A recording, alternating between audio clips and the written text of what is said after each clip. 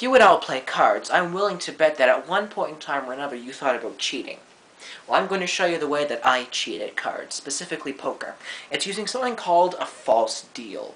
And false deals make it look like you're dealing cards off the top of the pack, but you're actually dealing them from another location without people seeing it. So they are you either deal the second card, the bottom card, or one of the cards from the center, the hardest of all. I'm going to show you false deals right now, as if we're playing poker. For instance, we'll get some cards that you might want in a poker hand. We'll use the four kings. There's 1, 2, 3, and number 4. The 4 kings are going to be the cards that I want. Now, right now we'll leave them on top of the pack because that's what a gambler, a card cheat, will do. They will control 4 cards they want to the top of the pack. But of course, if you're dealing to another person, you have to alternate. So, of course, there would be 2 kings in each hand. I'll show you what I mean. We'll place the 4 kings on top of the pack, just like I said. We'll place a king to him, a king to me, a king to him, and a king to me.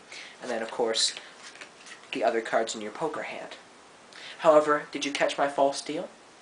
I bet you didn't, because you weren't looking for it. I didn't tell you to look for it, so you probably didn't see it. But in fact, you'll see over here that there are absolutely no kings. And that's because I dealt all 4 kings over here to my partner's hand. There's 1, 2, 3, and 4.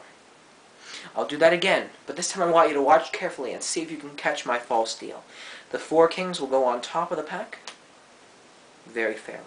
Watch carefully. 1 to him, to me, to him, to me, and 2 other cards. Did you see it that time? See, even if you were looking, maybe you didn't see it again because perhaps you assumed I was going to deal them to this hand.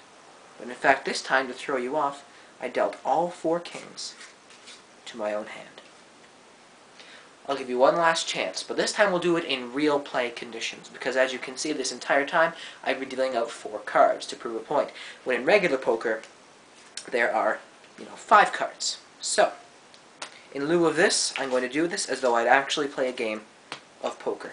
We'll even shuffle the cards to start off with. However, as I'm shuffling, even though it looks like a genuine shuffle, I'm still controlling the positions of those 4 kings. I'll show you what I mean. Now we'll deal 2 poker hands just like before with 5 cards each, and I'll control the kings to my partner's hand.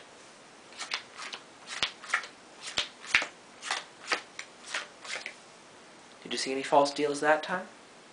Would you be amazed if I dealt all 4 kings to my partner's hand?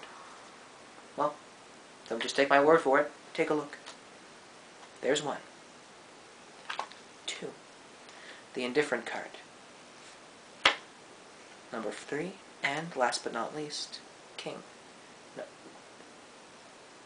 Wait a minute.